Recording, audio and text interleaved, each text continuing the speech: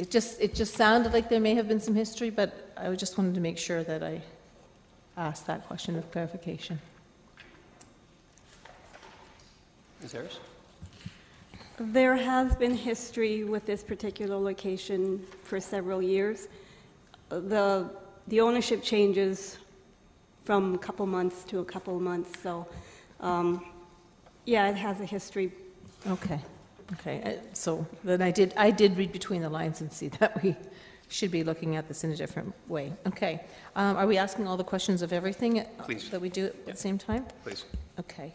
Although it's not a question, it's a compliment. Mr. Regier took a fair bit of time with me on item number 3.1 to help me understand about the CTT trip that's going to be happening, and although I'm still a little puzzled about the costs that we incur for this, I think I understand the business case a little bit better for this. So just wanted to thank Mr. Regier for doing that. Very good. Councillor Yaneski? Yeah, in regard to item number 3, the trip to mission to Europe, Germany and Holland, I'm puzzled in terms of comment and staff in regards to exploration and which firms they're wishing to explore and meet with, and encourage them to open up business here in Canada and in our community. I'm puzzled by the statement that many of the firms are doing well, but yet there's the financial situation and persistence of weakness in the European economy that signals some concern. And so I'm just wondering, if that is of a concern, wouldn't these local companies want to make sure that they take care of themselves first before any expansion in doing there, to be sure that their employees and businesses are intact before they start coming over here? And I'm just wondering whether, if that's the case, whether it's poignant or appropriate to be going over to try to do business with them if they may have concerns themselves. Mr. Regier? Through you, Chair Davey. That point is really only to flag the simple fact that we can't take these companies for granted, that it's incumbent upon us to try and understand the conditions under which they're operating and the challenges that they're facing. We found in the past, when we've made courtesy calls to businesses that are located headquartered elsewhere, that they're to send the message that the city does not take them for granted, that the city is concerned about their long-term well-being. That message has been very well received and has been important in the decision-making process as they think about the future of their companies. The German economy as a whole, of course, is doing very well relative to the rest of Europe, and the companies that we have been working with are generally very strong, and more often than not are planning expansions. The new companies that we plan to meet there actually are in expansion mode, and that's why they've been flagged for potential meetings by CTT's consultant who's working in Europe. Okay, thank you. Appreciate, and I know CTT's objectives in terms of drumming up business and bringing it here is well taken, but I just was raising this red flag as a concern that's outlined in the report. Councillor Glenn Graham. Thank you very much, Chair Davey. The question pertains to item number 1, and it's a follow-up to Councillor Fernandez's question, and I guess, Ms. Harris, it's more of a statement or position. You know, having dealt with this issue on Caesarea and speaking to that owner, the new owner of what was formerly Lucky's Wings, my thinking is that the first year of operation of a new business is critical, and they were negatively impacted by the inability to sell liquor after the 12 o'clock point, and I think that it's inappropriate, unless it's the same ownership, to penalize a new business. So I would suggest that we, in the second criteria, would basically say to stop serving alcohol by 2 a.m. daily and leave it at that. So that's an amendment. I would be making, and otherwise, I'm happy with the rest of the motion, and certainly the second motion is reflective of that, to leave it at 2 a.m. So I'd like to have a level playing field, not to treat people as if they're guilty, but to allow them to have a chance to prove themselves. And if they do violate that criteria, then we can always go back and change and to make that an issue, because otherwise we're penalizing before they actually have a chance to get up and running. I'm not sure if you'd like to comment, but that's my amendment. We'll let council ask the Councillor Urbanovich. Excuse me. Well, I just want to, I guess, comment on that suggestion. I'm not sure if it's an amendment that's going to be Councillor proposed. Glenn Graham moved the original. Okay. Well, if that's an amendment, I would ask then that we deal with number 1 separately. I think it's important to remember that the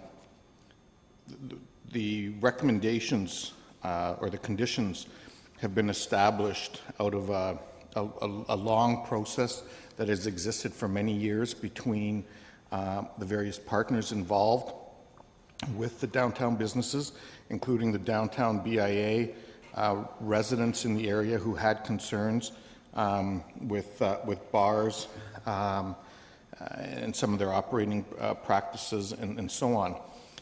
And while I understand the concern around making it somewhat more challenging in the beginning, I think what we need to remember is that we have no mechanism or no easy mechanism to deal with these situations once a condition isn't there.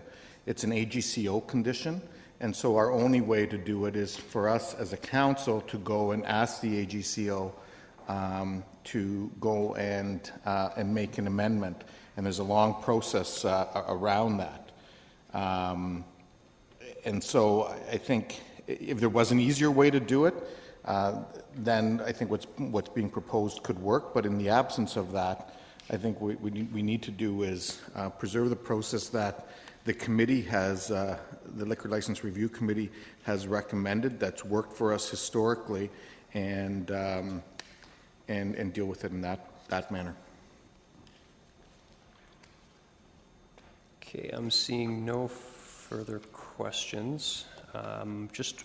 Mayor's there. Sorry, I thought there were a couple more there. I want to comment as well on that one. I understand the amendment that is being proposed or motion is for 21 Weber Street only, because the at 41, that is to the 2 a.m., correct? Yes, okay. I would, and I understand that sometimes you don't do things just because you've always done them. I mean, I'm the first one to say that. But take a look at the rationale. Further to what Councillor Urbanovich said, this has had a significant involvement with a lot of people and valid reasons. I don't think that we should be changing these things on the fly. If we want to take a look at the policy, then I think we need to go back and deal with this on a consultation basis with the stakeholders. I would not be supportive of this particular change at this time. So I'm not sure if it's going to be treated as an amendment to the motion or if it is coming strictly as the 2 a.m. Can you help us out on that? Certainly. Well, Councillor Glenn Graham moved the original one, so what we'll do then is we will vote on this one separately. We'll vote on items 1, 3, and 4, and then vote on item number 2 after that. Okay, Does that work? thank you. And Councillor Unesky, have you? Okay. Yeah, I forgot to ask a question here. Back to number 3 again. Actually, there's two questions. How long is this visit that's going to the on this mission? 10 days. Okay, and how many staff people are going? Just one? Just the one. Just the one that's shown here? Okay, I didn't know there's others. This is in addition to it. Okay, thank you. Okay, and I just have one question on the liquor license now.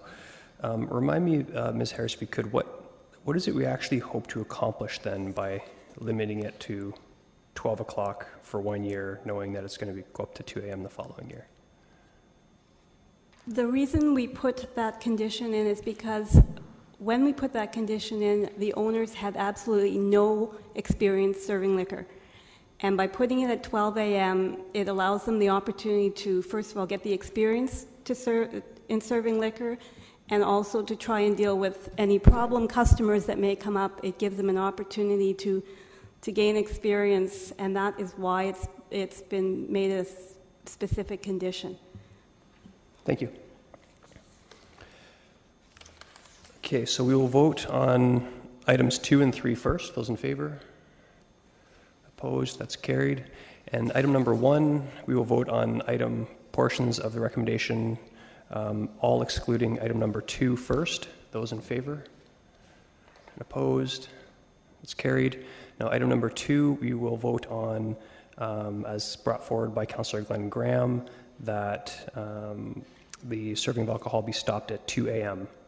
As opposed to 12. So again, if you vote yes to this, you're saying that you're in favor of pushing it to 2 a.m. And a recorded vote has been called.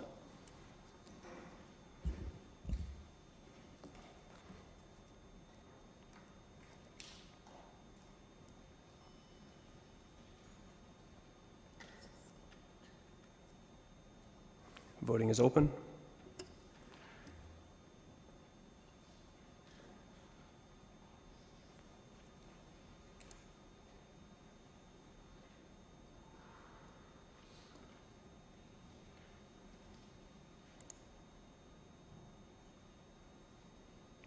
The motion fails. So would someone like to bring forward something moved? Okay, so Councillor Ennis has moved the original item number 2. Those in favor? Opposed? That's carried. Okay, we will move to item number 4. And Mr. McCormick will be leading us through this.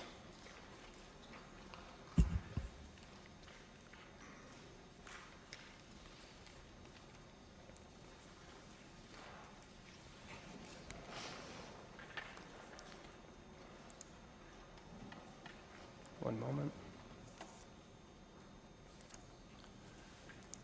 When you're ready. Through you, Chair Davies, if I can just do a little summary of the report that's in front of everyone, and just go through some of these little maps I just handed out. In November 2012, Council approved the recommendations to award Network Sewer and Water Main Limited a contract in the amount of $785,508.16 plus HST to complete the redevelopment of the temporary public parking in the Brom Street Yards. The project was very challenging, and the scope of work included demolition of the main building, environmental work, new light standards, related underground infrastructure, concrete sidewalks, asphalt repairs and replacement, and landscaping to the city's standard for the parking lot in the core. This project is also part of the strategic initiative in relation to the redevelopment of the Innovation District. Map 1, which is up on the screen, shows the site before development, and it's hard to see from here, but most people have the maps in front of them. There's a green outline of the development site. In red is the former operations building, which would be demolished as part of this project. There's 5 yellow buildings that still remain, and the blue building is the one up on top of the hill, the Joseph Street building, which was not part of this project, but has since been removed due to some windstorms this summer.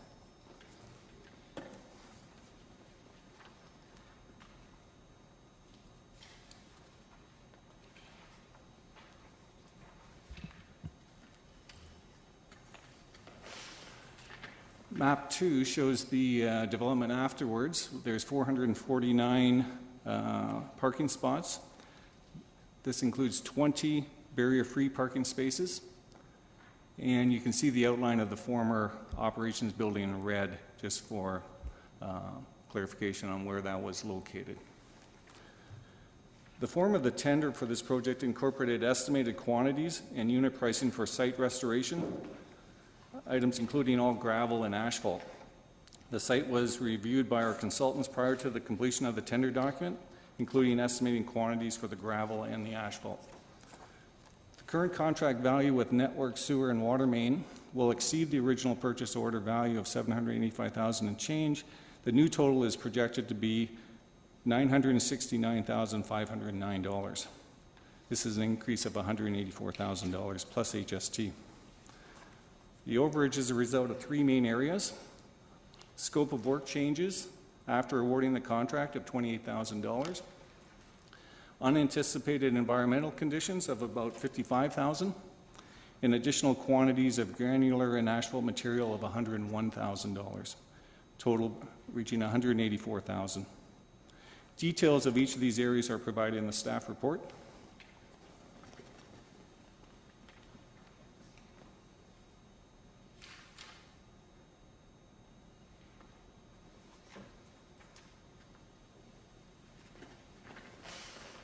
Map 3 shows the additional quantities in some of the other areas where there are additional costs.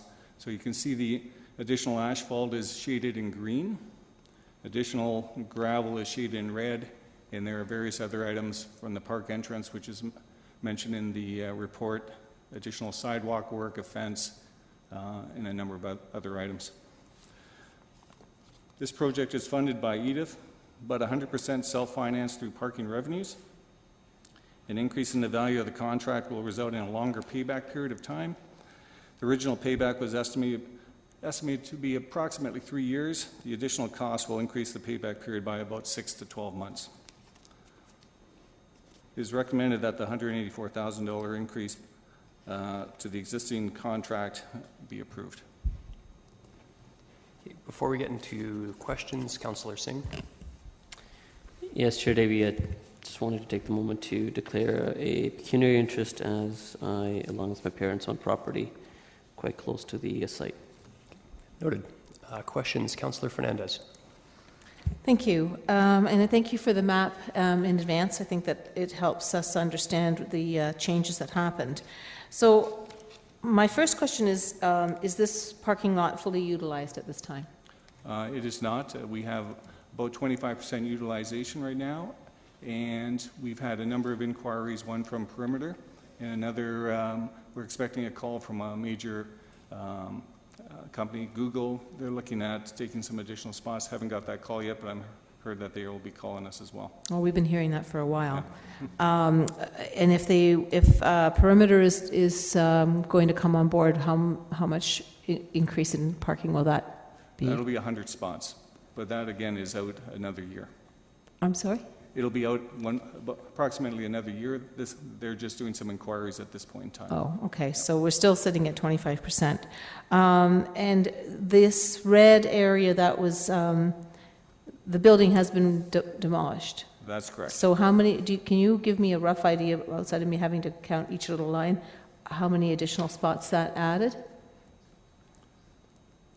I can't off the top of my head, no. Okay. Haven't seen both. Maybe while discussion is going on, you might be able to sort of figure that one out. When do you expect that this lot is going to be revenue supported fully? Because it's not yet. That's correct.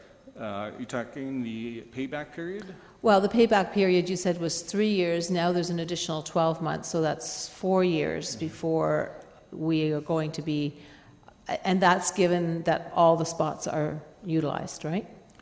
The 4 years will mean that we've now paid back Edith. It may not mean that we are totally full, like 449 spots. Okay, so that begs another question then. We will be paid back to Edith if we, in 4 years, but that parking lot may still not be fully utilized at that point. That's correct. We have 449 spots. I haven't done the math recently, but if we've rented out, say, 400 spots, and again, I haven't done the math, that might be just enough to get us to the 4 years and then at least get to a payback position. Okay. So if I could just jump in, I want to make sure I understand. So basically you've done estimates as to how full it will be, and your estimates say that it will be paid off in 3.5 to 4 years. Within 4 years. Very good. That's the current estimate, yes. But that's based, again, that's based on the assumption that the two queries are going to be fully implemented by that time. Is that right? Sorry, could you repeat the question? Sorry. That is, those assumptions are based on that, the fact or the hope that the two inquiries that you've had, one from Google and one from Perimeter, will be fully, that they will have fully implemented their parking commitment. Those numbers there are based on my projected budget for 2014. We do an estimate.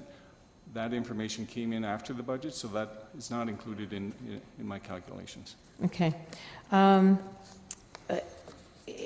did ask for a response from Mr. Riedman before today, and one of the statements, and I just want to make sure I understand this, that the Brom Street project was based on quantities contract, and the work has been completed.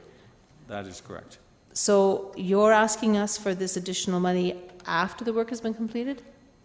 Through you, Mr. Chair Davies, this is the first time we've had the opportunity to come to council.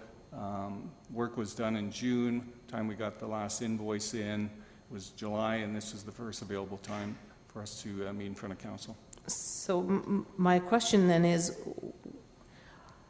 what happens if we say no? I don't know the answer to that. Because this in a way is like putting the cart before the horse. My other concern comes to the fact that it says the creation of the Brom Street Yard to an interim parking lot is the highest and best use of the land. And I have to say that in a workshop that I attended in Ottawa just this summer, revenue generation per square meter was roughly $3 to $5 per square meter compared to revenue generation of either residential, commercial, or industrial buildings. So I wouldn't say that this is the best use of the land. Redevelopment of this land would be the best use of this land, not a parking lot. Mr. Riedman? Through you, Mr. Chair, my comment was intended as sort of the interim use as a parking lot, with the highest and best use of land ultimately being redeveloped as the land value increases with LRT coming on board and other developments happening in the area. Mm-hmm. So it was meant as an interim comment, not as the full long-term highest and best use for the land. Okay, I can understand that. I guess I have always expressed concern about this parking lot, and I continue to be concerned, considering the fact that we are still sitting at 25% capacity. That means 75% of this parking lot is sitting empty and not generating revenue, and we are continuing to pour money into this. I am sorry, but I will not support the additional funds. I don't know how we'll pay for this, but I really don't think I can support this. Mayor Zare? Thanks very much. Council has had several briefings in terms of what the long-term plans could be for this area. And so this is clearly an interim use. None of us, including those of us, at least including myself, who supported the interim parking lot, would see this as a long-term use. And so comparing what the cost would be to its ultimate, to what the use, to what we are getting from it now, it's not comparing apples to apples. In fact, we want to have development there, but there's also another major fact. That it isn't going to happen initially. It isn't going to happen immediately. There are the absorption rate for this kind of development is going to take years to accomplish. And so it makes sense that you utilize what you have. It's the swing space, in essence, for the required parking. It will the swing space requirement is going to diminish over time, and it will be developed to its full extent at some later years. I'd ask, perhaps Mr. Chapman, I'm not sure, on the legality of this, but my understanding is if you don't approve this, we do not have the legal ability to pay the contractor who has already done the work. So I would assume that the contractor would lien the property, which would be a nightmare and a total unnecessary issue. You're in the middle of a project. the project was approved. There are some additional costs that came up. We have a responsibility to deal with an unpaid bill. So, Mr. Chairman, I would ask Mr. Chapman perhaps to see if my interpretation is correct. Mr. Chapman? Through Mr. Chair, I think your assessment is accurate. Sometimes, given the nature of scope changes, staff can pause the project, come to council, and seek direction where there is some discretion to go beyond the approved purchase order. I think in this case, given the nature of the items, underground storage tanks and that sort of thing, when they were unearthed, staff took the position that they had to be addressed, and therefore there really was no discretion. Rightly or wrongly, that's a position that was taken, and so I think at this point, council really has no option but to approve the purchasing process so that the amounts can be paid. So if I could just follow up on that. And this is sometimes a difficult, fine line to clearly understand. I as an individual member of council can be opposed to some project, and that is legitimate and respected. Once the majority of council has made it, it is now a council policy. Council policy, council direction was do the project. Now we are in a position to what is our fiduciary responsibility for the corporation, not about what is the responsibility related to this parking lot. It's the fiduciary responsibility of the corporation. And therefore, I would contend that we have to, any member of council has to take a look at the consequences of not authorizing the payment and what that would mean in terms of a lien on the property. We're going to end up paying it someday, but we'll go through the courts and we'll spend a whole lot of money, legal cash, to deal with that. But at some point in time, we're going to end up paying it, period. This is the legal process and the appropriate process to go through. Councillor Yaneski? I have a couple of questions in trying to understand where we sit on this. In terms of the mayor's comments that this is an interim use of land before further development takes place, I would agree. And that I'm puzzled by the statement that he mentioned that it'll take years to before development takes place, that this parking lot would be here. Yet at 25% occupancy and staff's comments of a payback within 3 years, maybe 4, I'm just trying to understand which is the right rationale to look at. The mayor's comments, that it could be years, yet staff are talking maybe 3-4 years. Help me out, somebody. I can't hear you. He's saying that that's the years. I mean, 3 to 4 years before payback. But, sir, I'm unclear of your question. So you're asking when we expect development to occur? Well, the mayor is saying that that's payback. Development probably will take longer. That's what I'm saying. Right. So the longer it takes, then we would get, the lot would obviously accrue more money. The longer it takes, then what, sorry? Well, the longer the parking lot's there, if we're not doing anything there, then the lot's not going to bring in any revenue. The longer the lot's there before development occurs, the more revenue we'll make. That's assuming that it gets fully developed within 3 years. As No, as the parking opposite. lot in terms of occupancy. No, that's assuming that the lot isn't developed at all. Assuming that what, sorry? Okay.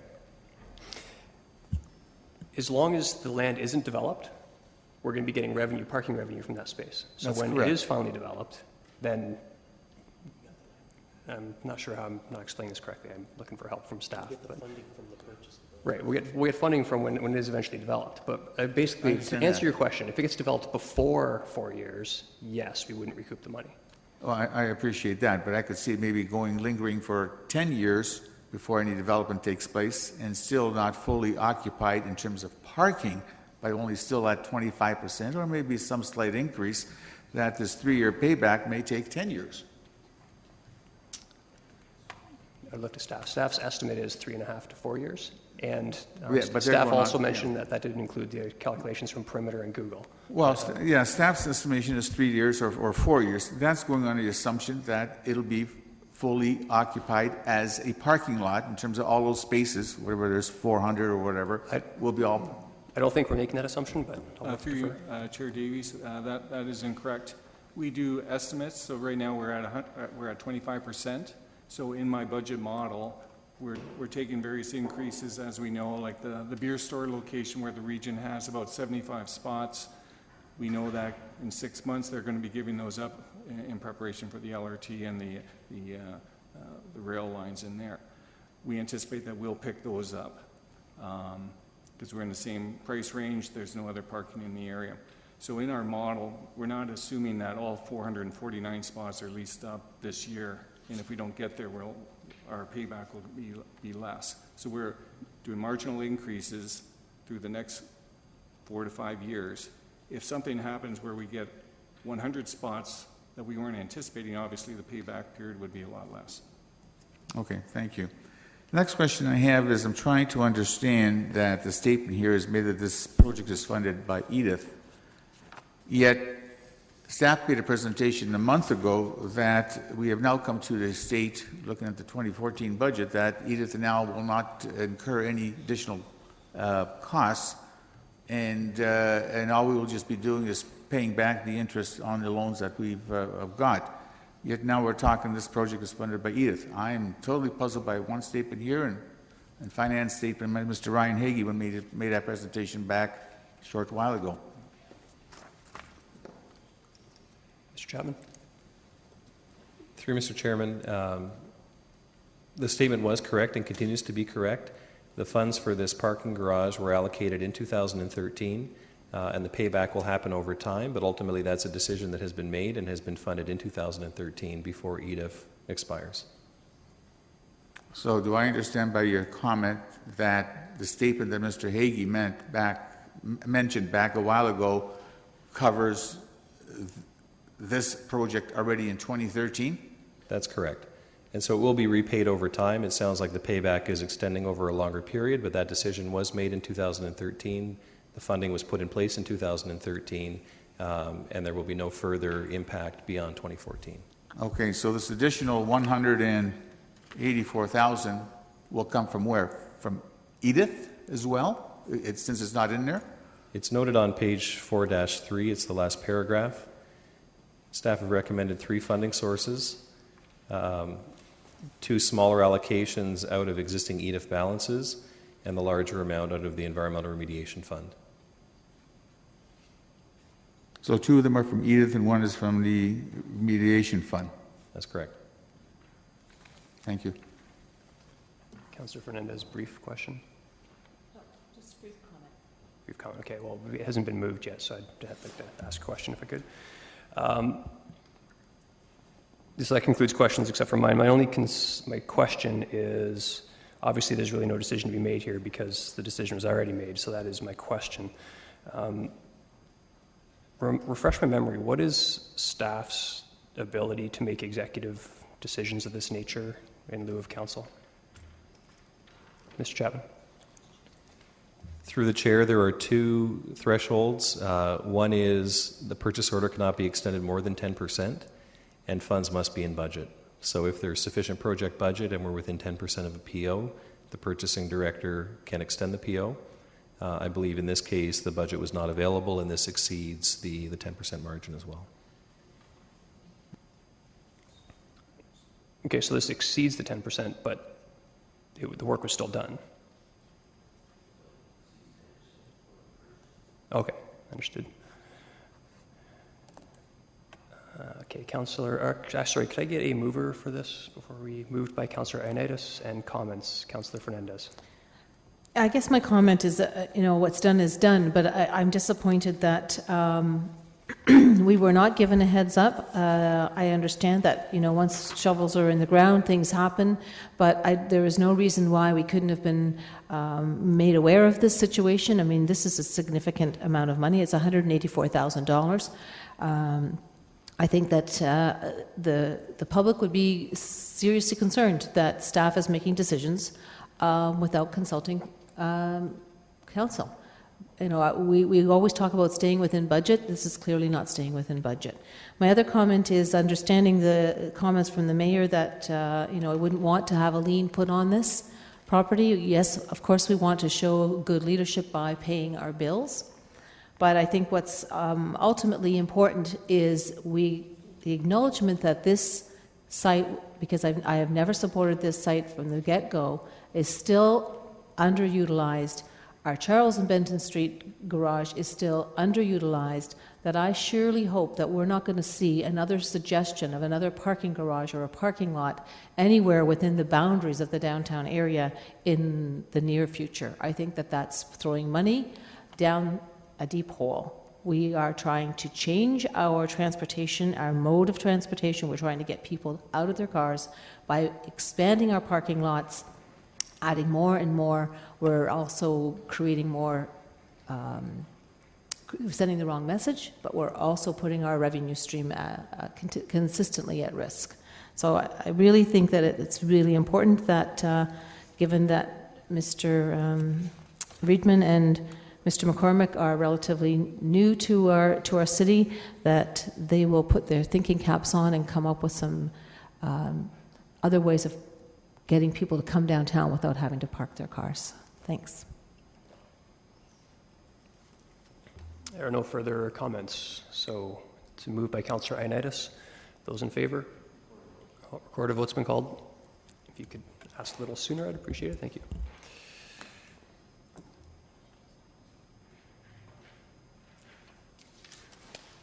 Okay, voting is open.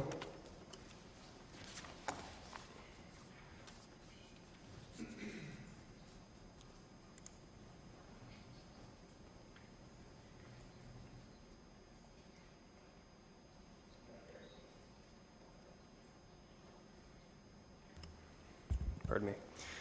Okay. We'll move on to item number 5, the Brownfield Remediation Program. Mr. Morgan. Oh, there we are.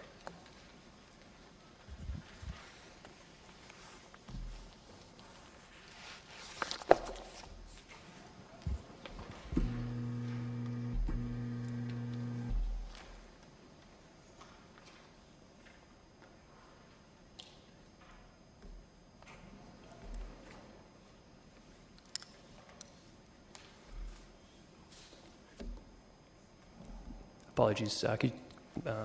Colin, could you turn the lectern microphone on?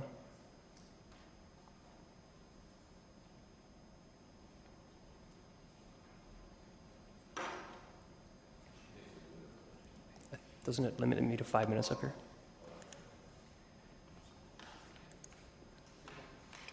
Okay. Yep, is it on? Okay, yeah. All right. Thank you.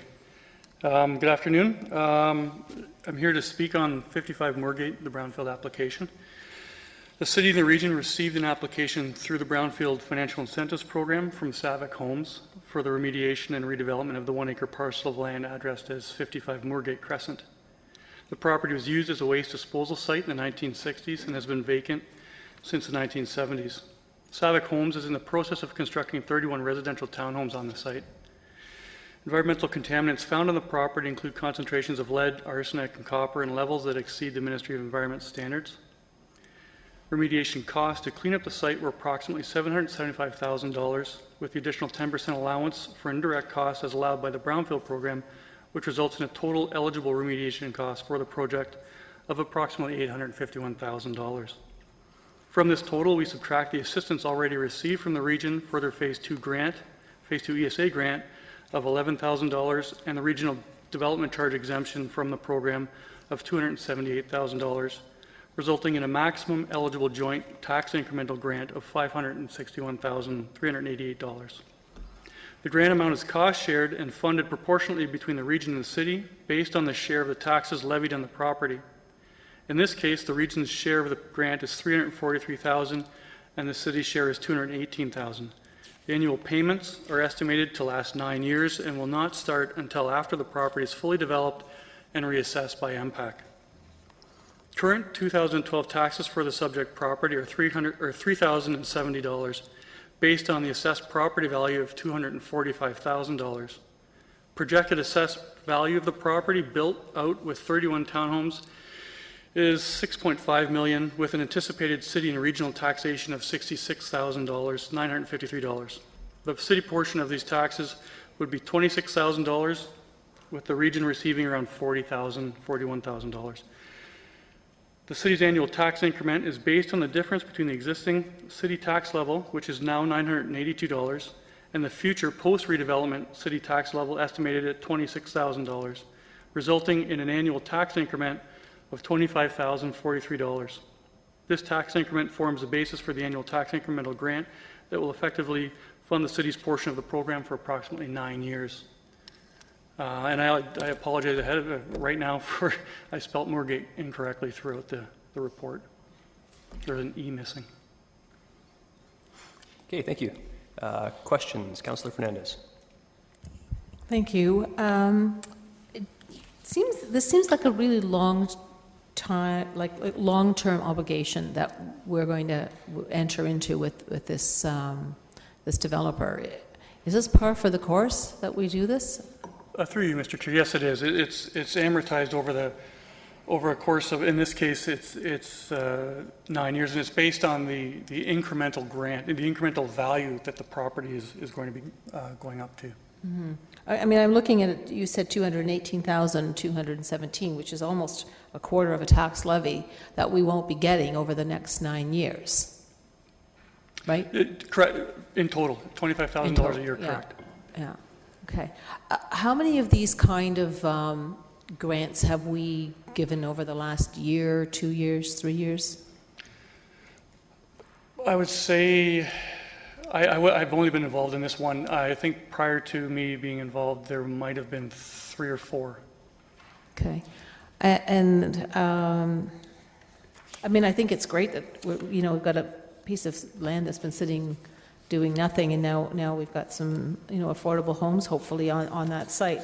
Just let me ask you, is this one of those incentives that this is not really downtown, so I know we talked not that long ago about some different incentives. Is this one of the incentives that we were considering removing? This would be separate from the downtown incentive program that Mr. Bloom brought forward, yes. Okay, all right. Has there been discussion about how long we will continue to provide grants for brownfield remediation? I mean, at some point in time, I think we sort of have to say, cut fish or bait, or whatever that saying is, fish or cut bait. If you buy a piece of property and it turns out that there's some environmental issues on it, you as a developer needs to take the onus and responsibility. Unfortunately, the cost of redeveloping these sites, the cost of cleaning them up is excessive to the point where it's not worth it to buy it. So they'll just sit underutilized and vacant for as long as they're there. Mm-hmm. Okay. All right. Thanks for answering the questions. Okay, and just a point of clarification. There's reference to the amount as it relates to the tax levy. Just to clarify, it would be, the total amount would be about 1/4 of 1% for a single year, as opposed, so it's more of a capital. Yeah, over the whole term still. Yeah, over the whole term would be 1/4 of 1% for a single year. Mr. Chapman, is that your point? Okay. Councillor Yaneski. Thank you for your presentation. Just a matter of clarification, there's no map with this, and it's identified as 55 Moorgate. Is that the property, I know there's a couple of vacant properties there, is that the one at the corner of Moorgate and Hazel Glen? Yes, it is. I'm sorry? Yes, it is. Okay. And you say the property is vacant, but is being redeveloped at the same phrase. It was formerly vacant. The developer has started construction of the homes. The property is currently clean and he's able to construct. Okay. I was up in that area about a month ago. I didn't see anything happening, and then I see this report, and I was just wondering where it's at. So, what happens if has the building permit been issued? For the units that are starting construction, yes, they have. Okay. What happens if this project is not, if this recommendation here before us is not supported? Well, I would imagine the developer's profit margin shrinks significantly. Developers, what, sorry? Profit margin. Profit margin. For the property, for the redevelopment. So what you're telling me, this is an incentive to make them make more profit? It's an incentive for a underutilized site to be redeveloped. I'm sorry, say it again? This program is an incentive for that property to be redeveloped. I can appreciate that because it's been sitting here since late 60s, early 70s, almost 40 years. And I've always wondered why it wasn't developed, although I knew it was a wastefield site, but I thought maybe an RSC was already taking care of that. Okay, I have no further questions. Mr. Wilmer, for some clarification on brownfields, I assume. Yes, thank you. I wouldn't want council to draw wrong conclusions here. If the question was what happens if this is not approved, I wouldn't want council to think that what we're doing here is helping the developers' profit margins. We have a program in place, and this application meets the criteria for our program. So we, staff and council, have an obligation to approve this application. That's the way I think we should be looking at this, that a developer goes in, buys a site, develops a business plan based on an expectation that because they meet the criteria of our program, we will honor our program as well. Just while you're on that, Mr. Wilmer, if you don't mind mentioning what the actual rebate is for, like what are the costs associated with from the developer? And Rob probably knows this a lot better than I do, but eligible remediation costs are defined in our program. Can you give some examples of those, Mr. Morgan? I'll try. It's essentially the removal of the contaminants. It involves the time, the consultant's fees, trucking the contaminants to a certified landfill facility. Very good. Mayor Zer. Thanks very much. I was just going to comment similarly to what Mr. Wilmer did. We have a program in place, and in fact, I wish it was used even more, and that we were able to give more TIG payments, because what it means is that, and sort of the answer to one of the other questions would be, well, if we don't approve this, it would probably be one of the last contaminated sites that would be redeveloped within the city, because notwithstanding that we have a program, the city will have reneged on that program and effectively agreement with the public that if you redevelop it, then this will be in its place. This will fall into place. And it's not additional outlay of dollars. These are dollars that we are foregoing in terms of taxation for the next, in this case, 9 years, I think it is, or almost 9 years, that we otherwise wouldn't have had anyway. And so it is totally found money for tax purposes after that period of time. And so, as I say, it's not about increasing the profitability of the developer now. The developer wouldn't have bought the property and would not be developing it, period. And it would remain contaminated for many more years to come, until such time, probably, as housing costs were really astronomical and would exceed the amount of cost related to getting rid of the contamination. But I'm not sure that it will ever get to that point because they move in relativity to each other. So it's a good program because it helps the environment. It gets rid of a contaminated site. And for that reason alone, we should be supporting it. The policy is sound. Fortunately, the region is partnering with us on this. They didn't initially, but they have in the last number of years, and I think it is a great way to make sure that our community is utilized to its greatest extent. So I'm prepared to move the motion as it is. Councillor Rabinovich.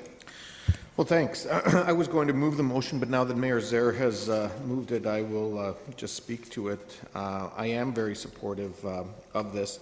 In fact, our brownfield remediation program was something long in the works.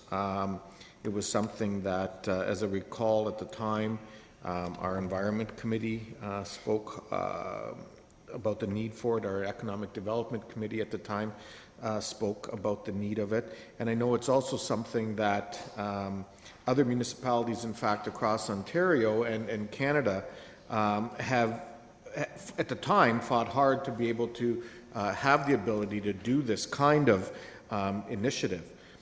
I think the real important thing to remember here, and Mayor Zaire touched on it, is the fact that this isn't a grant. What this is doing is simply taking a property that otherwise wouldn't be developed and delaying the receipt of taxes in order to get the property cleaned up.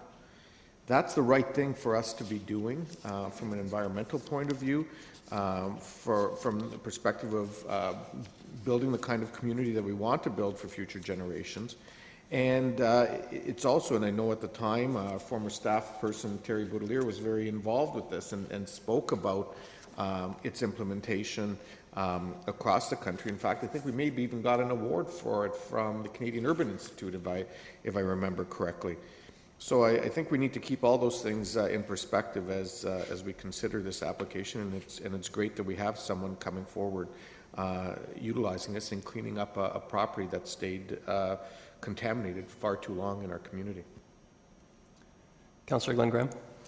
Thank you very much. I fully support this recommendation. As a matter of fact, this not only applies to sites that are outside the downtown, but certainly there's a number of former factories in and around the downtown that this applies to, and one's in my ward that certainly wouldn't be developed were it not for an opportunity like this. And we have some developers that are now considering development, and that's fantastic, because it wouldn't happen for probably 40 years as has happened with this property were it not for something transformational like this incentive. So I fully support this. I think it's a good investment because we get payback for it. So there's no real downside that I can see.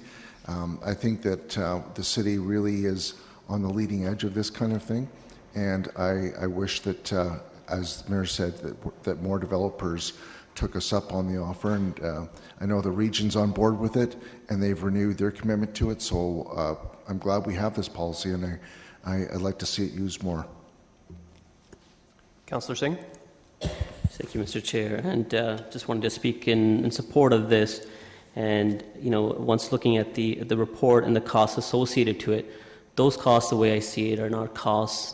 That's an investment, and where we have an ability to leverage and have a sufficient return to our taxpayers.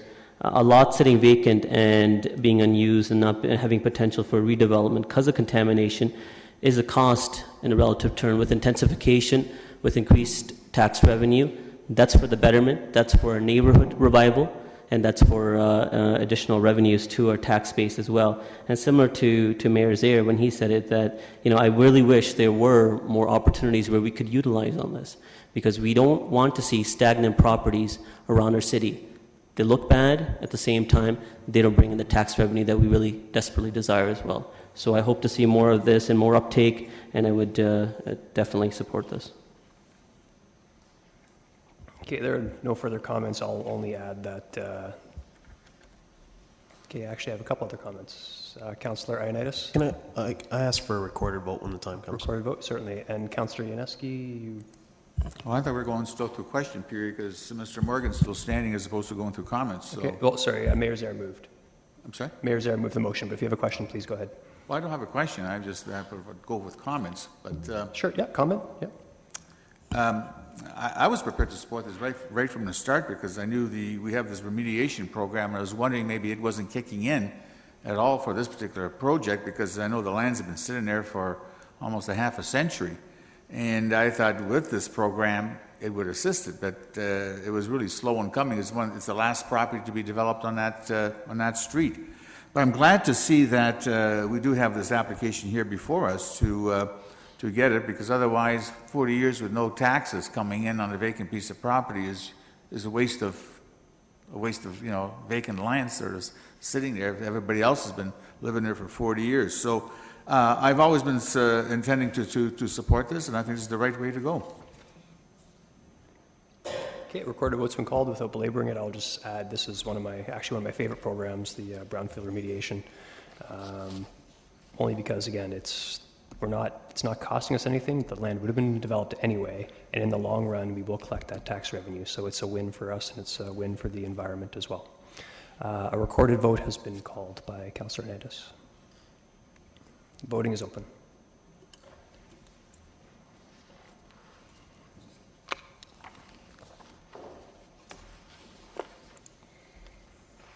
Carries unanimously. Thank you, Mr. Morgan. We'll move on to item number 6, the RAIN program extension. Mr. Golan, when you're ready.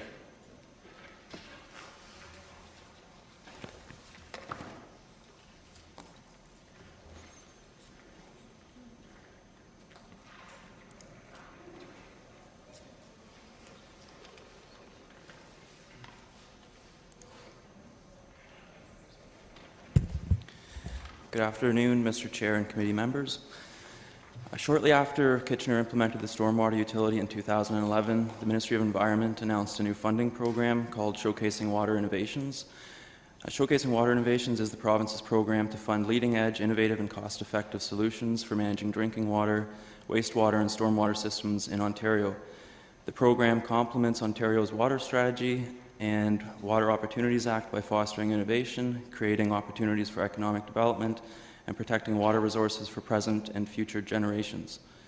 Kitchener was fortunate to receive 2 funding grants under the Showcasing Water Innovations program, totaling almost $2 million to be put towards stormwater-related projects.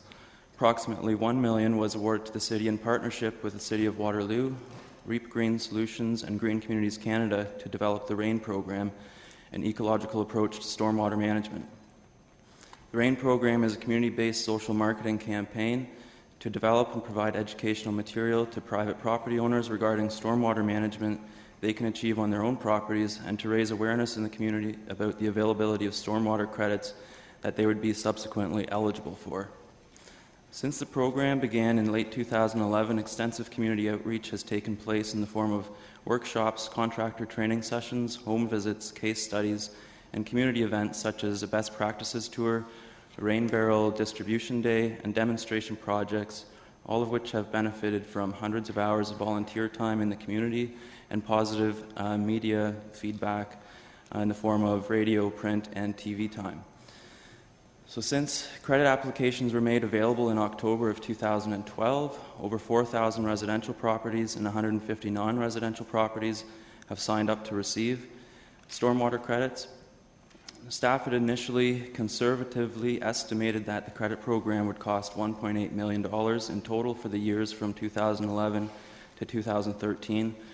However, now that more information is available, staff are projecting it will only have cost $800,000 over the same time period. Staff proposed the RAIN program to be extended through 2014 using a portion of the budgeted surplus in stormwater credits, while the remainder of accrued credit dollars would be returned to the stormwater utility. In addition to fostering the community partnerships established with the current RAIN program, the 2014 RAIN program will have more of a focus on the business community to increase uptake and maintenance of stormwater controls on the non-residential land uses. As an added incentive to the community, staff will collaborate with the Environmental Committee to implement 2 of the 5 council-endorsed Best Bets for Air Quality in Kitchener. Specifically, staff will be seeking Environmental Committee's input to develop and distribute additional information about the stormwater credit policy to encourage on-site controls to reduce stormwater pollutants from entering our watercourses, as well as to develop a recognition program to acknowledge and raise the profile of community champions related to stormwater best practices. Thank you, Mr. Golan. Questions, Councillor Singh?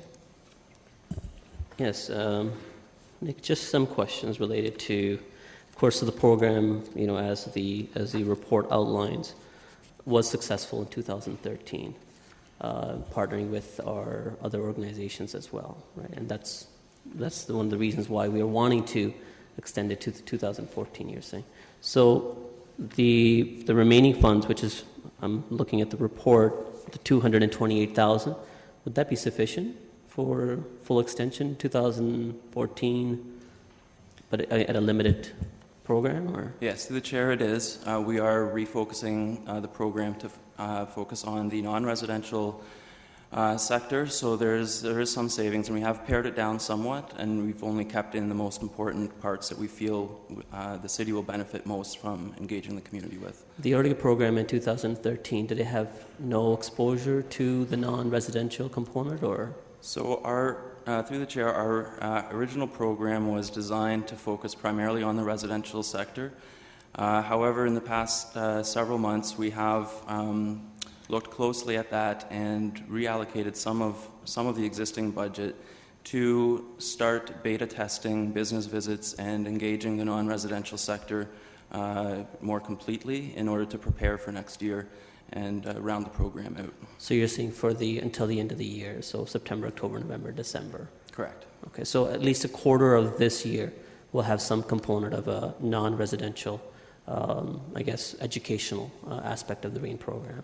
Yes. So through the chair, we are consulting with a couple of non-residential property owners that have expressed interest in potentially having a demonstration project on their site to showcase and highlight their innovative approach to stormwater management. Those agreements haven't been finalized at this point. However, we are starting that discussion in anticipation of continuing it in 2014. Okay. And this remaining money, because I guess we didn't need it as much for 2013, that's why we have some left over. Is that entirely our own money, or is that part of what we got from the higher order of government? Through the chair, we have currently received almost all of the funding from the Ministry of Environment, and it is fully committed to the program to the end of 2013. So this is our money then? For 2014, it's our money.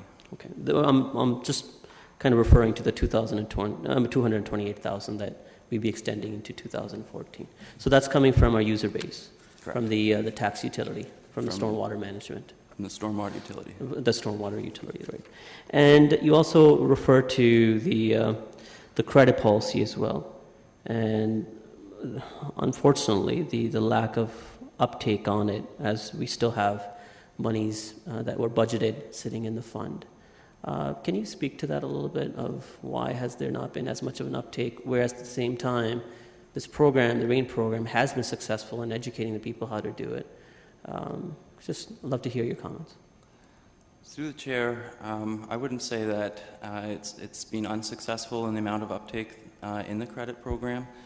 When we had originally set aside budget for the credit program, we had estimated, based on the best information available to us, the amount of properties that would be eligible for stormwater credits or would potentially retrofit their property to become eligible for credits.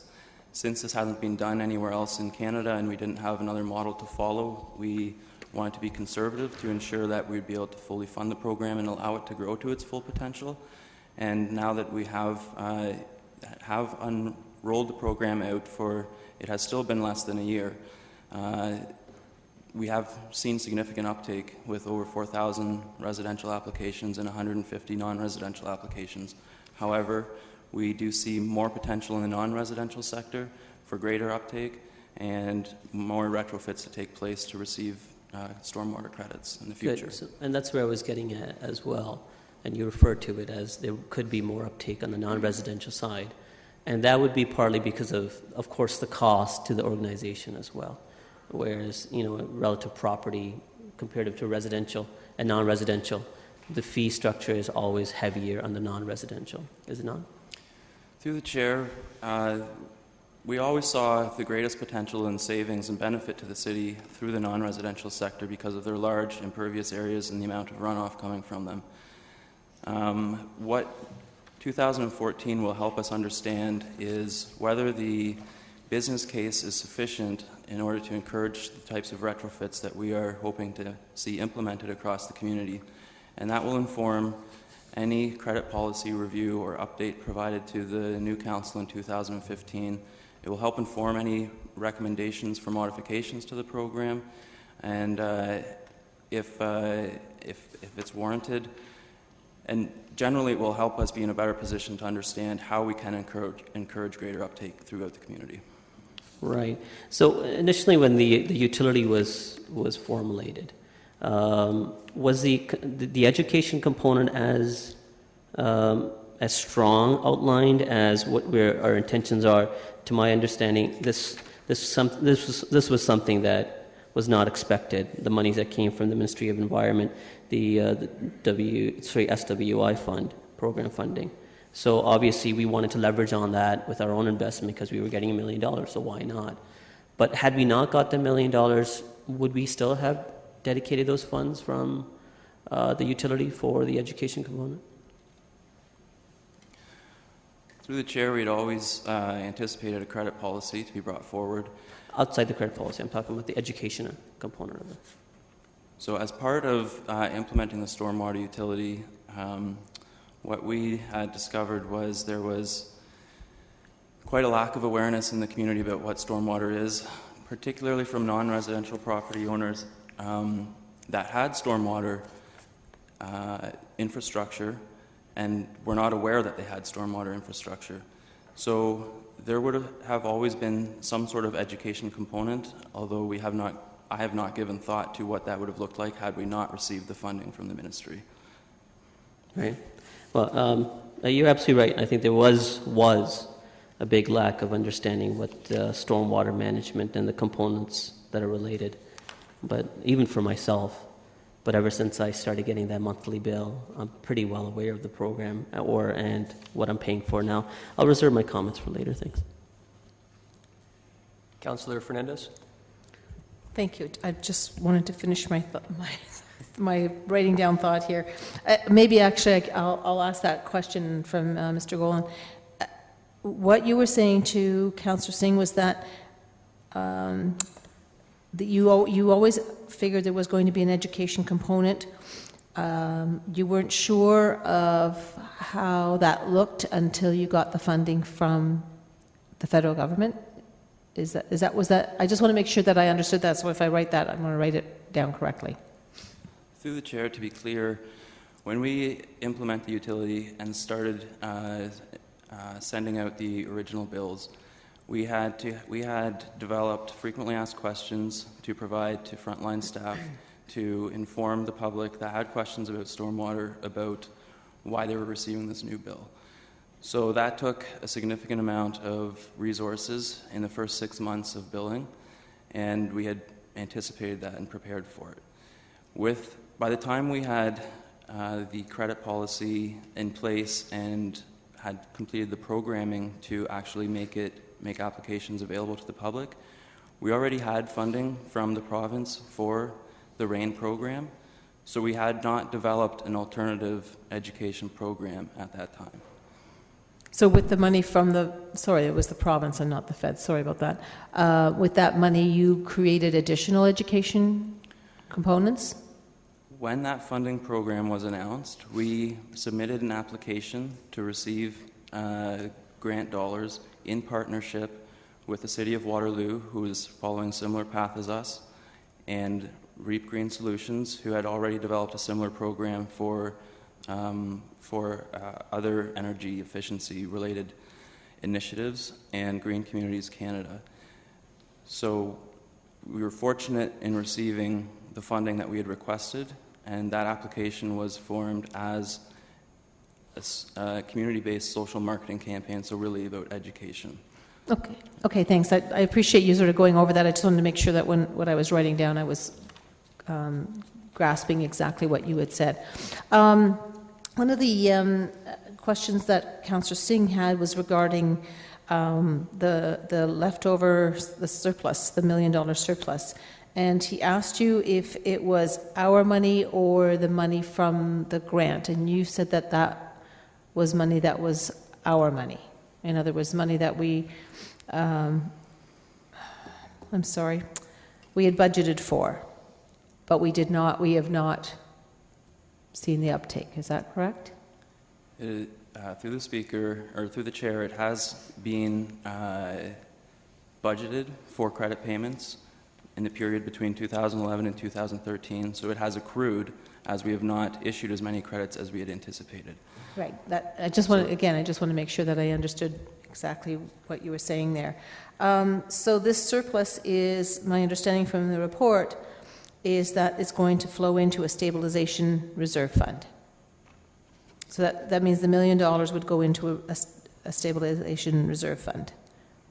Through the chair, it would go back to the stormwater utility and then flow through the stabilization reserve fund to address either an existing deficit or to, in the future, build up a reserve fund as per our policies. Okay. This next question might actually be something that Mr. Chapman may need to answer. If I remember correctly, from our budget, the stormwater utility enterprise was going to be in a negative position for quite a while. And stand corrected if I'm thinking 3 to 5 years. Will this change that? Mr. Chapman? Through the chair, yes, it will improve that position. The utility will still be in a deficit, but the deficit will be smaller, and the period in which it returns to surplus will be sooner. Okay, and I think that's important. Thank you very much for that. You had said that you had 4,000 applications from residents, right? And I know that I know you were saying how many people had actually received credits. Can you just repeat that for me? Yes, through the chair, we had received approximately 4,400 applications, of which about 4,200 have been approved from the residential side. Okay. But the struggle is with the commercial and industrial. We see greater growth opportunity in the commercial industrial sector. Okay. One of the things that I know that we're really encouraging this RAIN program, and I think that it's very beneficial to residents, and in going through the community to look at the Kitchener Blooms, they had identified a number of rain gardens. Is this the kind of thing that you're encouraging residents to do, or are there other components to this that you're encouraging? Yes, through the chair, that is one of the initiatives that we are encouraging, and for 2014, we are hoping to set up some type of recognition event or program to highlight the best examples in the community. Mm-hmm. Oh, and I think that's really important, because I think by recognizing people who are doing such a great job, and I think Kitchener Blooms will be doing that as well with their presentation. I think that might actually spur some not just residents, but I think you're right, the commercial and industrial. The one last question I have is that in some of the new developments, there's been some infiltration galleries that are put in. Is that seen as a good initiative by a developer to help the resident absorb the stormwater runoff? Yes, it is. Okay, so would the resident then receive a stormwater credit for that particular initiative? Yes, it would. So what happens if there's an understanding that this was supposed to be done, but it isn't done? Is there some way that we can go back to the industry, to the developer, to say, well, you had made this commitment that you'd be putting these infiltration galleries in this development? Your new buyers are now trying to get a stormwater credit, and they can't because you didn't follow through with what you said you were going to do. Yes, through the chair, the requirement for infiltration galleries in subdivisions is based on the sub-watershed requirements which that subdivision falls within. And the reason that infiltration galleries are installed is to maintain a water balance within that subdivision, so to maintain the amount of water infiltrating into the ground to pre-development conditions, because it's important to recharge our aquifers as we're so reliant on groundwater here. What is found sometimes during construction is that the soils are not suitable for infiltration on a lot-by-lot basis, and so some lots may not receive an infiltration gallery, but that shortfall would have to be made up on other lots to maintain the overall water balance for the subdivision. So ultimately, the water balance is required to be maintained, and the developer has to demonstrate to the city that that is taking place.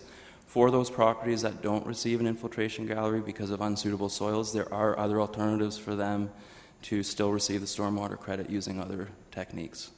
Right. Have you heard from the public in general that it's very difficult, and maybe not necessarily the residents, because there are things that they can do to affect the change, but from the commercial and industrial, there's some very stringent guidelines to receive a stormwater credit. Are you hearing from industry and from commercial businesses that the guidelines are too stringent, that there's not enough uptake because it's, not cost effective, that the cost benefit analysis is far too long term for them? Through the chair, we haven't heard that specifically. However, looking at some examples ourselves, we do see that there is more potential for growth in this sector. Primarily what we find is that the owners of the property are not aware of the infrastructure that they have, and so in order to raise that level of awareness, we do want to target that industry and make more information available and work with them on a more one-on-one basis to inform them of what they have, to ensure it's being maintained, and also that they're getting the credits that they're entitled to. And are we partnering with our site plan review staff and our, I was thinking specifically now along Fisher Home and the southwest area in Councillor Galloway-Seelock's ward, there's going to be a fair bit of new development happening there. So are we partnering with our builders and our building department to make sure that this information is given to them right at the onset of them coming in, so that they can, especially any of the businesses, they can put those changes into the ground right away, if it's infiltration gallery or permeable surfaces or anything like that? Yes, we are. We are, okay. All right, thank you very much. I think that one of the things I'm saddened to see that we haven't had the uptake on this, especially from commercial and industrial. I just want to make sure that we are very careful with that $1 million that we have in a reserve. And I'm not sure, maybe I'll formulate a comment after the other questions are. Okay. Thanks. Mr. Chapman, do you want to comment on that? Just to clarify, that those funds were accrued only for the purposes of stormwater credits, and I think it was Councillor Singh that had keyed into this at Audit Committee, where KPMG had identified this issue. And my response at Audit Committee was, as soon as we know what the cost is, we will close those funds back out to the stormwater utilities. So there is no reserve. That's simply an accrual that was made because we were estimating. Now that we have actuals, those funds will return to the utility, and as you pointed out, just reduce the deficit that we're carrying right now. Just a reminder, we're about half an hour behind at this point, with one item remaining. Councillor Glenn Graham. Thank you very much, Chair Davey, and I promise to be focused. Mr. Golan, thank you for the report, and it's a great job you're doing on this. Have you, following up on Councillor Fernandez's questions about the questions to the ICI sector, are we doing any kind of surveys to find out what barriers there are, or are we chasing that at all, or are we waiting for them to come to us? Through the chair, that is something that we plan to be pursuing through one-on-one meetings and seeking that feedback. Also for 2014, we're proposing 40 business-oriented visits, so assessments of the property to determine how their stormwater is functioning and what they can do to improve it. That's great, because then you can make it easy for them to see the opportunity and connect the dots towards getting their incentives. That's wonderful. In terms of champions, are we touting the people that are coming on board with us? Are we promoting that? Through the chair, I think what we would plan to do is notify the people that are receiving stormwater credits once we have an understanding of what that recognition program will look like, to make application for that recognition. But those details are still to be worked out. Exactly, and I know there's privacy issues and you want consent, but I think that would be something really powerful that would help. Are we where's Cambridge on this? I know we're partnering with Waterloo. Is Cambridge in the mix? Cambridge is not in the mix at this point. Okay. And what about Sustainable Waterloo Region? Are we working with them at all? I do believe that REAP Green Solutions has some ties with Sustainable Waterloo, although I'm not exactly sure how that's playing into this at this point. I understand that they do. I think that we might want our own direct ties. I know that's a dotted line connection through REAP, but I think they have a lot of expertise in this area, and they're doing their own climate action Waterloo Region plan. And I think that that's something we would want to investigate because they have some ideas around that, and they're coming up with recommendations of their own for certainly residential sector and ICI as well. Thank you. I don't see anyone else. Councillor Singh to comment. Do you want to move the recommendation as well? No. No? So would somebody like to move the recommendation? Moved by Councillor Hernandez. Comment, Councillor Singh. Well, I didn't mind moving. I have a question in mind, so that may have a bearing as to my support of it. So as to the financial implication, I know we're giving authorization to the Deputy CEO to extend this program. So if we were to do that, would that mean in 2014 the education for the RAIN program component would cost $228,000? Do I get that right, or am I wrong somewhere? Through the chair, the entire RAIN program in 2014 would cost $228,000. Which is unbudgeted right now? It's the surplus that was budgeted for credits. It's coming out of the surplus budgeted for credits. For credits, okay. Good. So then I'll speak to my comments. And that's why I can't support this, although I think there is a benefit to the educational component of it, especially in the residential side, because sometimes the fees are small and the costs are so high to do the remediations on the particular properties, and that's one of the reasons where we may have not seen the expected uptake on the credit program, although it's still coming. And hopefully, with as a better understanding evolves and a better credit policy, matures. And I think we're not there yet. This is the right course that we have gone with the credit policy, but in my mind, that perfect formula that's still yet to come, where it's not cost prohibitive for residents to put in the additional cost to collect the water on their property. And that's why I think it's wrong of us as to be good stewards of our ratepayers' money to use it for something, to take it out of that credit program. I think it needs to remain in there. It needs to remain in there to meet any deficits within the utility itself.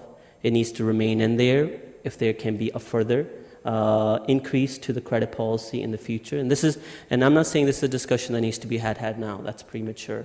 But that is a discussion that can be had in a budget time or future council opportunities where we can relook at it and say, how can we increase that? How can we make a benefit? To be honest, if you were to come to me and said, we have $200,000 from a surplus, let's give some rain barrels so residents can increase. Starts with rain barrels with a 20% rebate, and as soon as a resident starts getting a rebate, he starts thinking, or she starts thinking, well, how can I increase that? How can I increase it to 30, 40, or the 45 maximum percent?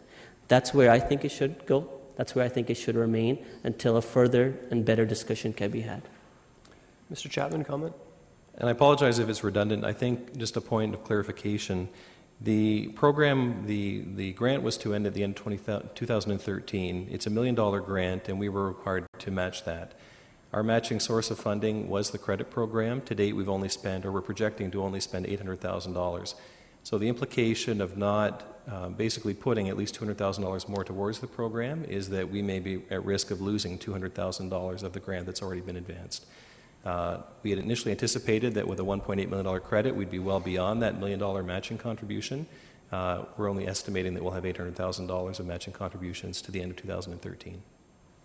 Thank you. Well, that just negates everything I said, doesn't it? So that being said, I think I would like to see a clarification on that.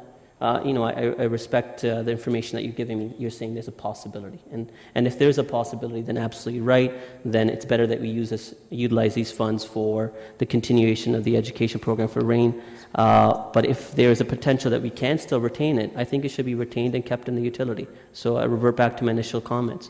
So perhaps this needs to be deferred. It doesn't necessarily need to be done right now.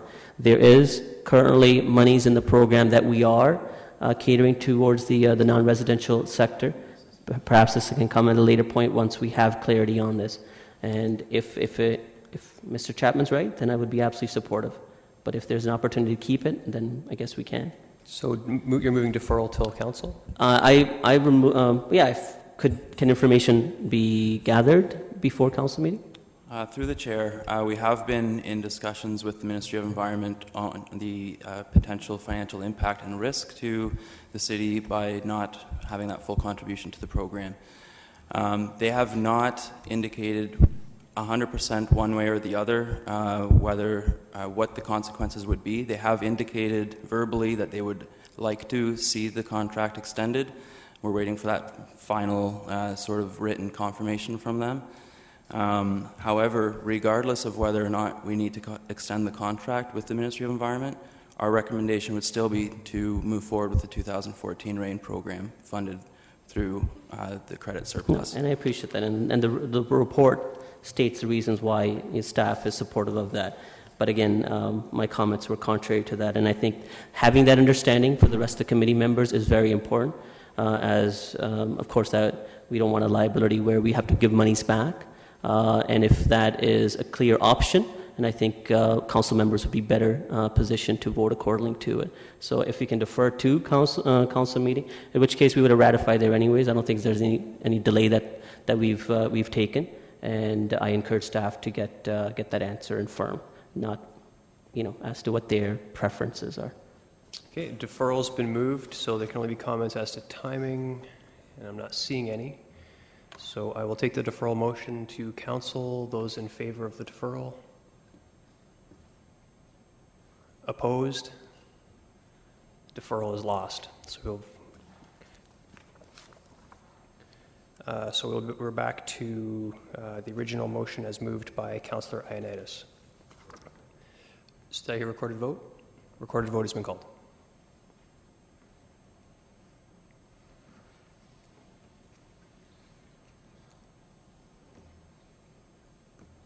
Voting is open.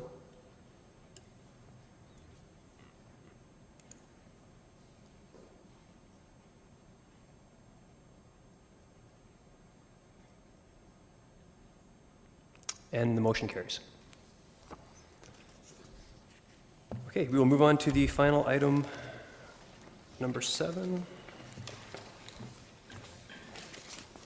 CIS Replacement Initiative.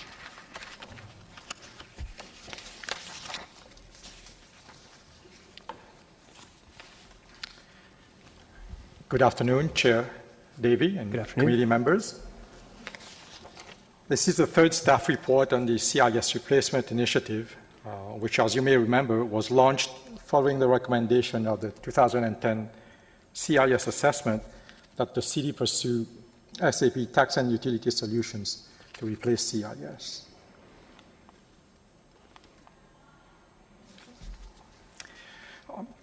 Over the past 2 years, staff have conducted further due diligence research into the SAP solution. In the first report to committee in March of 2012, staff confirmed the ability of the SAP customer relationship and billing solution to meet the city requirements.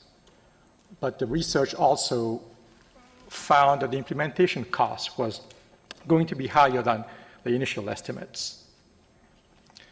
The second report to committee in November of 2012 established that the detailed implementation cost was estimated to be around $22.8 million, and that was established through an SAP blueprint engagement that was led by Sparta Consulting in July and August of 2012.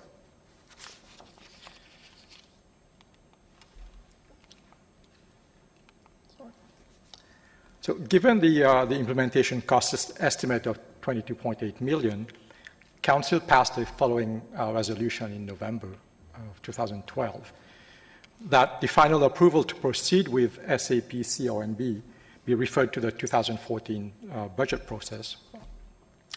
And further, that staff research and report back prior to the 2014 budget process on the following 4 items.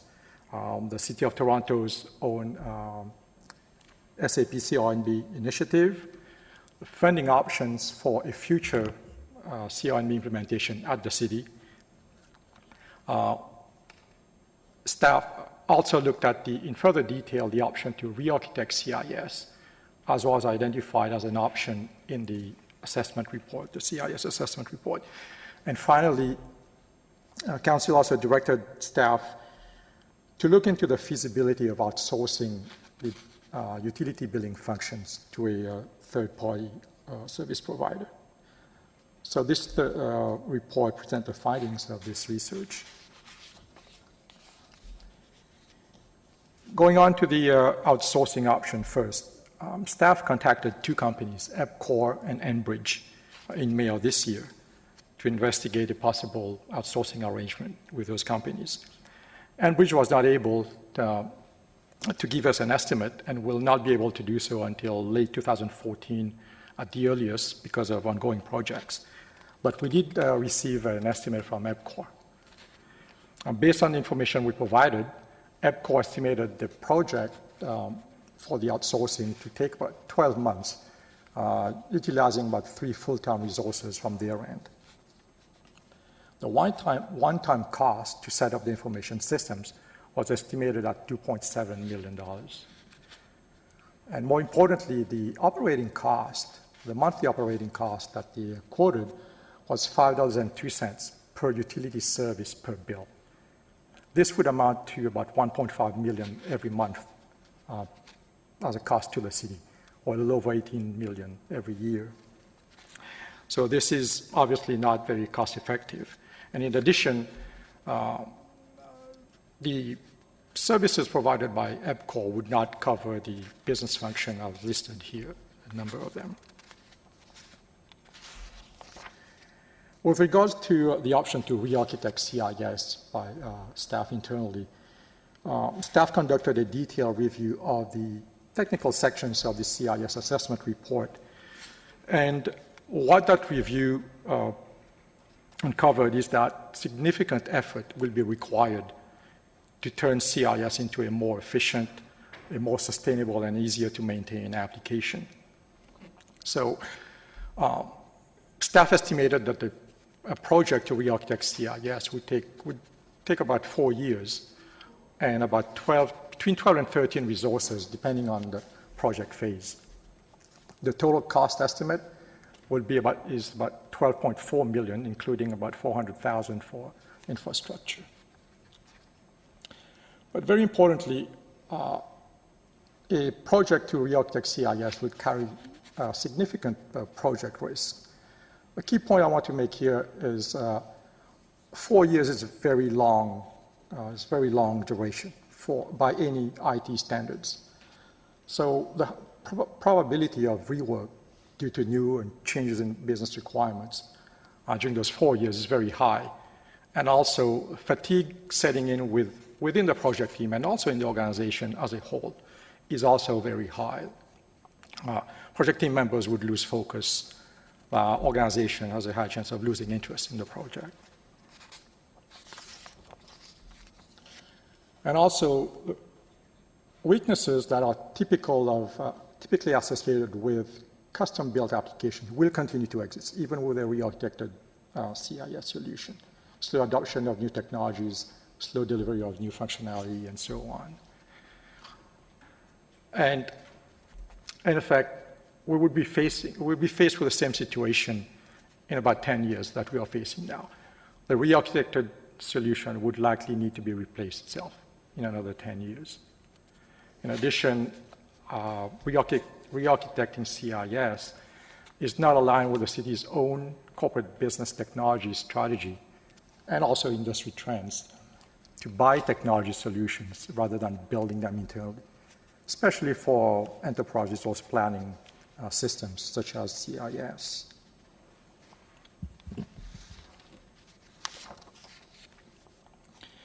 When we spoke to the City of Toronto to get an update on their own initiative, what they indicated is that their latest estimate for implementing CRNB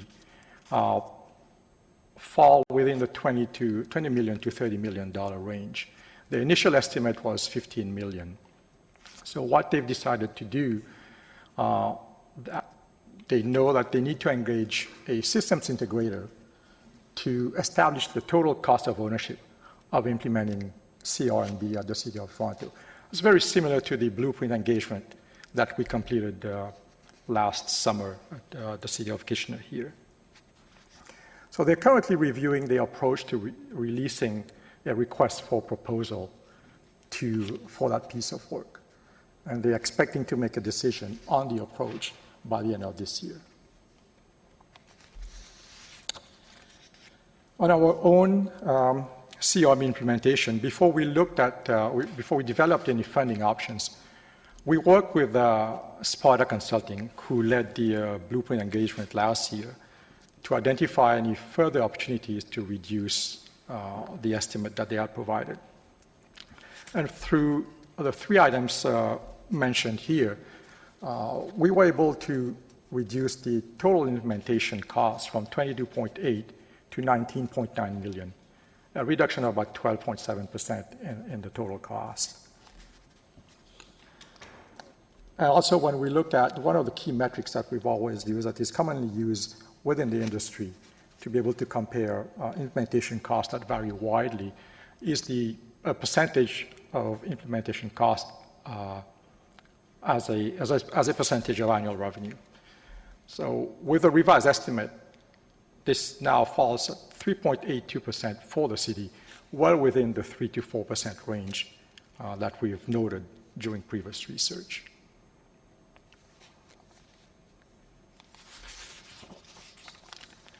So staff is proposing that the implementation cost be allocated to the utility enterprises and to property tax using the same funding split that we are currently using for CIS.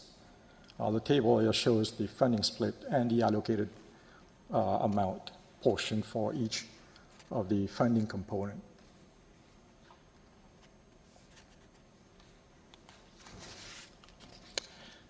Staff is also proposing that the project be funded through existing CIS balances and the projected capital reserve fund balances from the utility enterprises. And three guiding principles were followed when staff developed the funding model.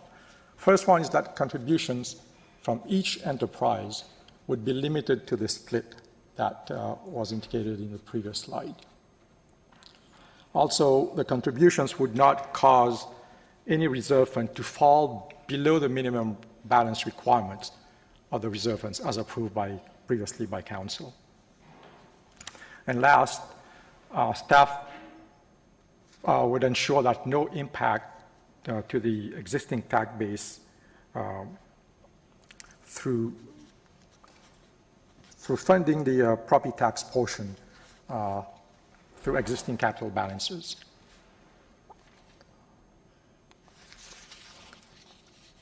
So based on the reserve funds projections for 2015 and the minimum balance requirements, this table shows the net funding available for each of the funding component and the corresponding shortfall. So in total, the shortfall amounts to approximately $4 million, which is about 20% of the total implementation cost, primarily in wastewater and stormwater utilities. So what are the next steps? Staff will review the alternatives to address the shortfall and report the outcome to Council as part of the 2014 budget process.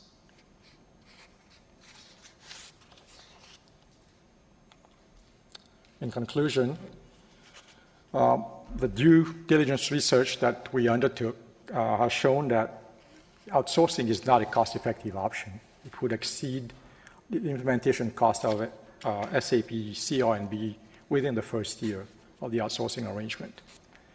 Re-architecting CIS, while less costly, carries significant project risks and is not aligned with the city's buy versus build strategy.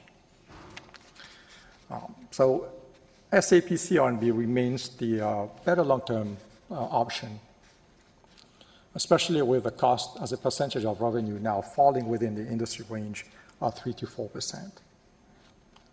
So the option to, as mentioned in the previous slide, the option to address the funding shortfall will be reviewed during the 2014 budget process. Thank you. We'll take questions. Thanks for your presentation. There are a number of questions. Councillor Ioannidis, I had you first. Thank you, Alex, for your presentation. The question that I have is the total project. I mean, the total CIS system is estimated to be around 19.5 million, correct? 19.9 million for CRNB. Okay, so about $20 million. Yeah. And I looked at your projections there, and you had a contingency of about 20%.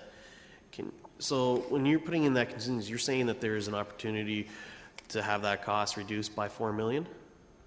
Yes. What we did through a chair, through a review of the numbers for the 19.9 million, we discussed it with Sparta Consulting, and we decided to bring the contingency down to 15%. That's one of the main reasons is that they've done the blueprint engagement. They know what the scope is. They have a fairly good idea of what's involved, so they know the scope and the work involved. And the recommendation which we looked at, we reviewed, is to reduce the contingency to 15%. But you're correct, that 15% is contingency. We don't plan to spend it. It's strictly there for the unknowns. Okay, great. Thank you. Councillor Glenn Graham. Thank you very much, Chair Davey. Thank you, Alex. It's nice to see you back here for us. And I had a question about the alternatives. Is SAP the only solution if we purchase something off the shelf, or I'll stop with that. Is there any other off-the-shelf solution other than SAP? I know that under community engagement, you did speak to someone from Communitech. Mm-hmm. Yeah. So through the chair, during the 2010 CIS assessment, Prior had engaged a different consulting company to do an environmental scan of what's out there. The key differentiator for the City of Kitchener is the property tax billing requirements and the gas billing requirements, the GDAR requirements. Those are not very common. You don't have systems that commonly bill those products. And that's why one of the reasons why the recommendation was made to implement the SAP. The other tier one solution that might be able to do something similar would probably be Oracle. The cost between Oracle and SAP would not be significant. The tier one solutions are more expensive than tier two solutions. In terms of vendors, is there more than one supplier of SAP, or is the same price from every vendor? So through the chair, SAP is the software. So there are many systems integrators that could do the work. So the plan, if this goes forward, is to release an RFP. Okay. So that many different system integrators could. Thank you. That was a term that I was wondering about. That helps me understand. Yeah. In terms of customization, will this be something that we can tweak in the 15 to 20 years we expect to have this? Customization of the SAP software? Yeah, within Kitchener, if we have new products and services, will we be able to leverage? Yes. One of the reason SAP is so popular in this area, they are the market leaders in utility billing systems, is the flexibility. Okay. That was mentioned by Enbridge and by other companies we talked. Good to hear. Yeah. In terms of training and support, will they be able to train our knowledgeable staff here so that we can have some cross-trained people that can troubleshoot? Yeah, one of the key criteria of any RFP would issue would be a transfer of knowledge to our own staff internally. And will that help reduce our ongoing costs? Because I'm just concerned that we would need, I don't know what their support would cost if we came to them, but I would expect it wouldn't be for free. So if we had more people trained in-house that could troubleshoot, it probably would help us keep our costs down. Is that accurate? That's correct. Through the knowledge transfer, through additional training, we want the strategy is for our own support, our own staff to support the software. And in terms of the operating cost, I guess I would just ask, once this is installed, is there any other fees that we would be paying on a monthly basis or anything else? Through the chair, yes, there would be the annual maintenance fee of the software. It's usually a percentage of the software license cost. Based on our estimate, it would be about $465,000. And would that be similar for Oracle? I'm not sure, but I would imagine so. I would assume so. If you could find out, I would be interested. Thank you very much. Thank you. Councillor Yaneski. Thank you, Mr. Akahoon, for your presentation. I read the report. In fact, I had to read it twice to understand it because it's very, very detailed and very complex. But I still appreciated it because it was an excellent report based on your analysis of where the different options are in terms of which way to go on this. However, I do have 3 or 4 questions here. Maybe you can help me out. In the staff report on page 7-4,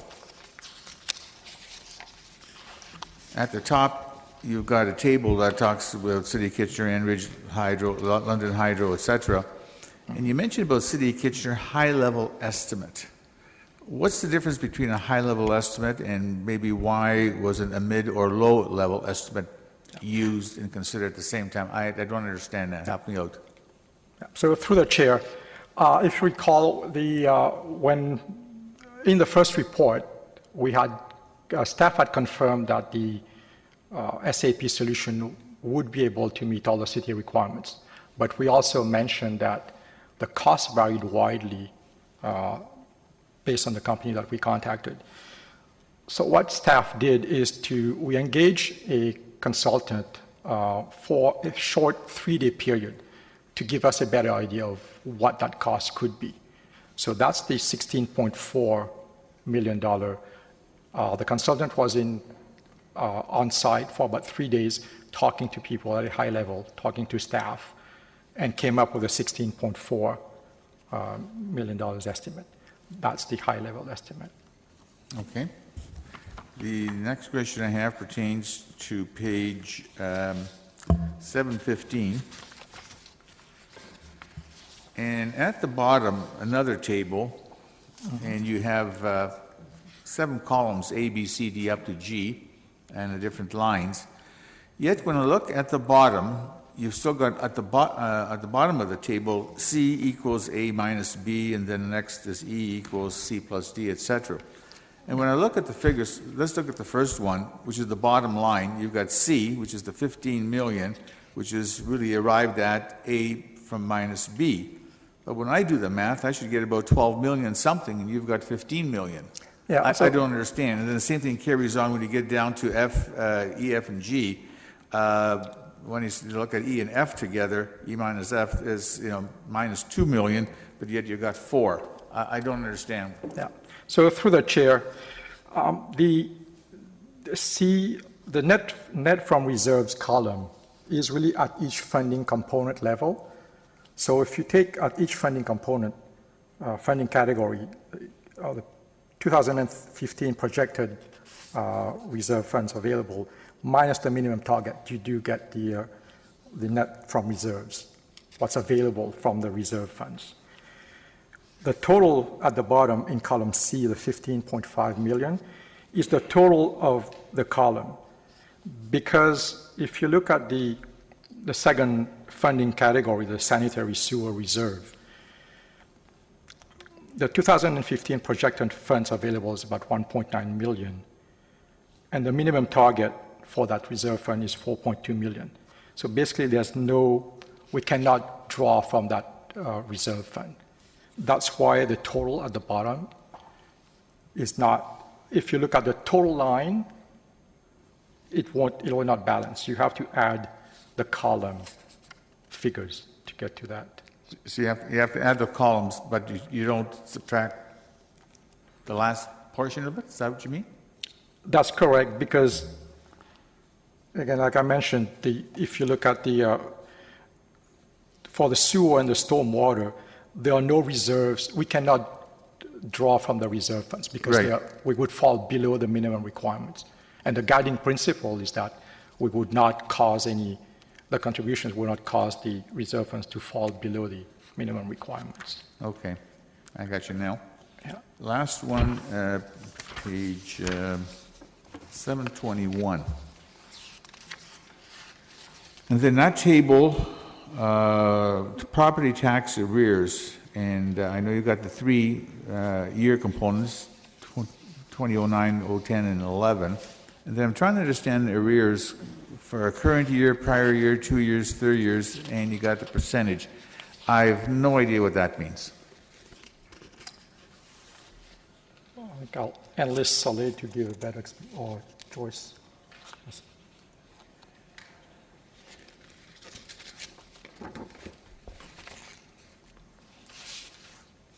So through the chair, the percentages are basically the change from one year to the next. From 209 to 210 to 211? Right. That's correct. Okay, but I'm more concerned in the left-hand column, prior year, 2 years prior, 3 years prior, and they get the different percentages and the total amounts, and they all add up to whatever the bottom line is. So current and year yet would you've be got an average of 8.25%, and everything looks like it's like 17, 16, 15%, and I'm lost.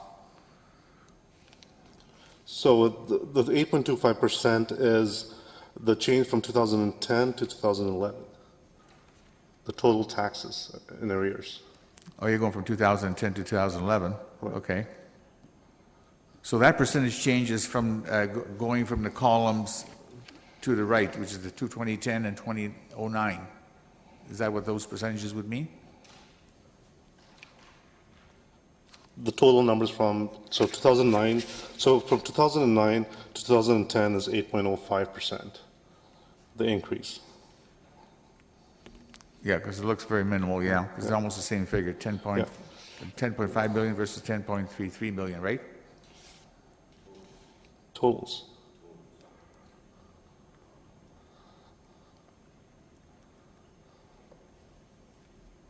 The overall totals, that's what we're talking about here.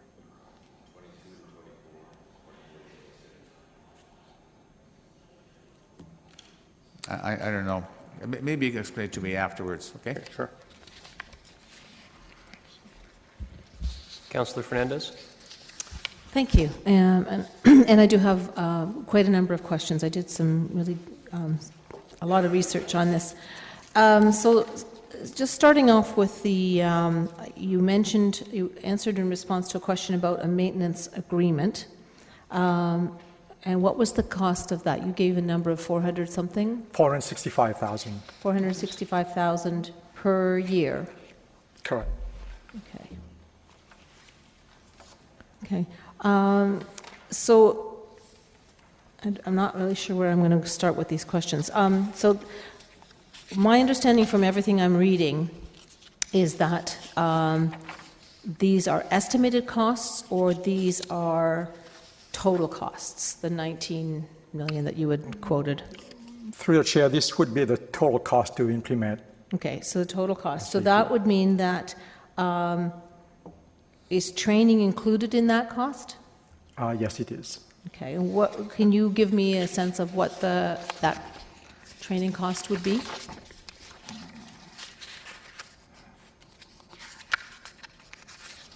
I mean, if it was in the report, just refer me to the page. I apologize if I didn't see that. No, it's not. The breakdown is not in the report, but I do have the breakdown with me.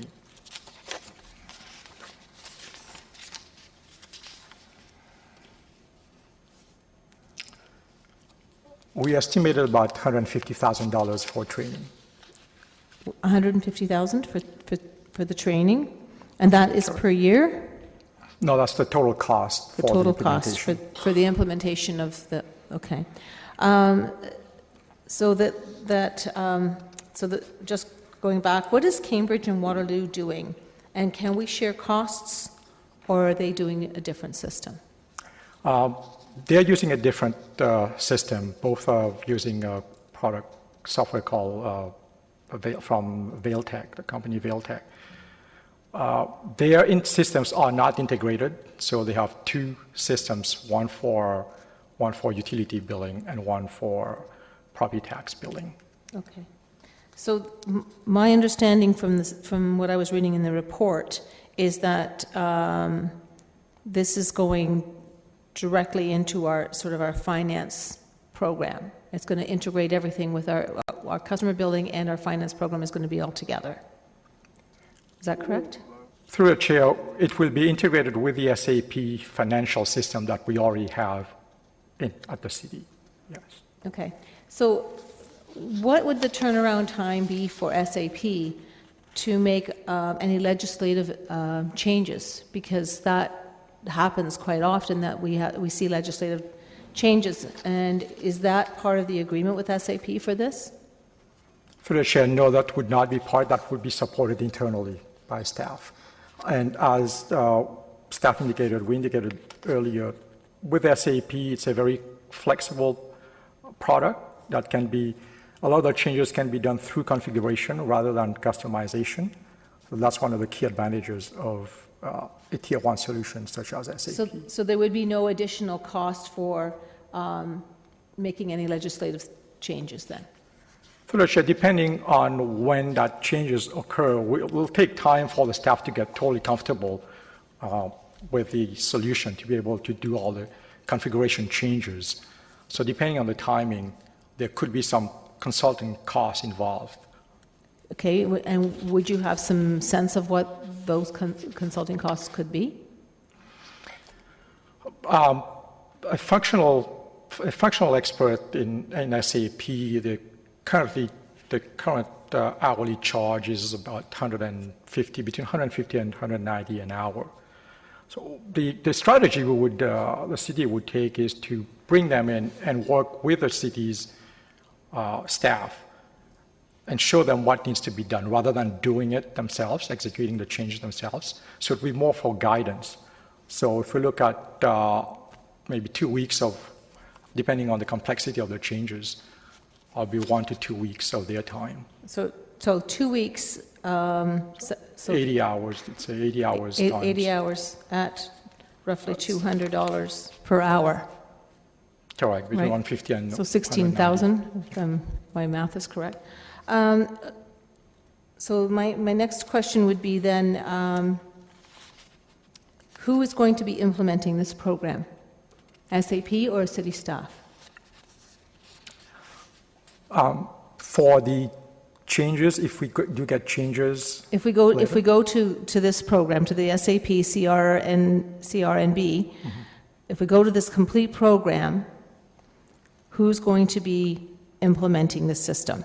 Will it be staff, or will it be the consultant, or will it be? It will be a combination of staff and a consulting company. We need the consultant to lead the implementation project, because they're the experienced one. Right. And we want them to transfer that knowledge. And I think that's really important that they follow through with this process that they've been doing, right? It would be the same consultant that we've been dealing with all along? It could be, or we're going to have an open RFP to make for due process. Okay, so then the RFP would be an additional cost to the 19 million? No, it wouldn't. It would be at the bidder's cost. So any systems integrator who would be responding to the RFP, they would incur all the costs to respond. Okay, help me understand that a little bit more. So if we decide to go with the SAP, with this program, they would be the bidder, or there seems to be a piece missing here that I'm not understanding. I want to make sure I understand. Mr. Chapman, some help with that? And what might be helpful is for Mr. Akun to circulate a previous report. In, I think, the previous report, there was a very detailed cost breakdown, and it clarified that SAP provides the software. There is an integrator who basically configures that with city staff, and then there is a cost for us to second city staff to the project as well. So the software is a small cost in the whole scheme of things. The majority of the project cost is for the integrator and for city staff to be seconded to the work. But I believe that that breakdown did itemize things like training and to your other questions, some more of that detail. So it may be helpful to recirculate that report. Okay, or I can look it up. I have my files. If we just give us the date of the report, I mean, I would hate to have to clog up our inboxes with a whole bunch of old reports. So if memory serves, and Alex can confirm it, it's FCS 12-176? Yes, that would be the report that we present after the blueprint. Okay, I'll look that up. Thank you. So I guess I have a little bit of concern about the implementation based on 7-12, the comment in this report, when it says that we have limited in-house expertise and experience. Through the chair, this risk refers to the re-architecting CIS option, not to the SAP. It doesn't refer to, so we have the in-house expertise for this? For SAP, no, because that's why we need to bring in a systems integrator. Right, and that's my understanding, is that this is quite a complex program, and that it creates numerous reports, and that it takes quite a bit of time for somebody to understand that. Once they understand this program, that they're quite valuable to a corporation, whether it's a city or whoever is running this program. That's correct? That's my understanding. Yes, that's correct. Okay. So that would lead to the question, will this also supply customer reports? Through the chair, yes, we have a number of reports that we're looking at, and also the online capabilities, online customer inquiries. That is one of the key functionality that we had put in as a criteria for the software. Oops, sorry. And that comes with this program comes with a report writer, then? Through the chair, one of the items that we looked at to be able to reduce the cost was the implementation of a business intelligence solution. That would give you the tool set moving forward for ad hoc report, the one-off reports, the ad hoc inquiries that would reduce the reliance of staff on IT internally to get their reports, to get the proper information out of the system. And so to answer your question, yes, we would have a good tool set for report. Okay. So how is this going to affect our current hardware, and will it be able to support this? Through the chair, the CIS application, we've recently upgraded a number of the hardware to be able for it to be more redundant, to make sure that the application does not, if something happens on one server, the other server is able to take a load. The 19.9 million does include additional hardware. The environment that are required for SAP to support SAP, the number of servers are more than the current CIS. So we might be able to use some components, but in large part there would be new servers, new hardware required. Okay, so does that mean that we'll have additional cost if we have to bring on more servers? That's outside of that 19 million, or is it in that 19 million?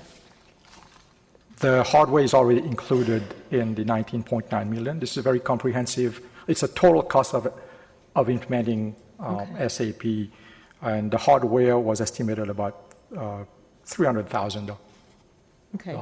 So how is this going to to affect our current staff, because the reality is this will do a lot of the stuff that our CIS staff has been doing. And will that make their positions redundant? Through the chair, we would likely not need as many staff to support the utility billing. But overall, within SAP, the SAP ecosystem within the city, one of the challenges we're facing is that on the financial side, we don't have enough staff supporting the application. So it will be a redeployment of the staff to support the entire SAP suite of applications at the city. Okay, I guess my understanding was that this program was supposed to be more efficient and that it would reduce a lot of our dependency on you just said on IT to support what used to be our old program. Yes, through the chair, we would not need as many hours from IT to fix defects, which are fairly common in CIS that we need that are uncovered every month or so. But we would still need IT staff for integration purposes. The application. Yeah, I understand. We'll definitely still need IT staff. I understand that, but it's the CIS staff that would be affected. My understanding was the CIS staff would be affected by the implementation of this. Through the chair, yes, that's correct. The intent is for the first 2 years, is not to then look at the requirement after SAP has been implemented and do an organizational review at this point. Okay. And through the chair, just to speak to that point, in anticipation of this change in direction, we have eliminated a number of contract positions within IT that were supporting development in CIS, as well as a fairly expensive consulting position that was involved in the architecture of CIS. At this point in time, I think it's just too early for us to be able to comment on what the specific resourcing requirement will be until we've gone through the RFP process. So as Mr. Kuhn said, what we've talked about is doing an organizational review once we start implementation, the results of which would come back to council. Okay.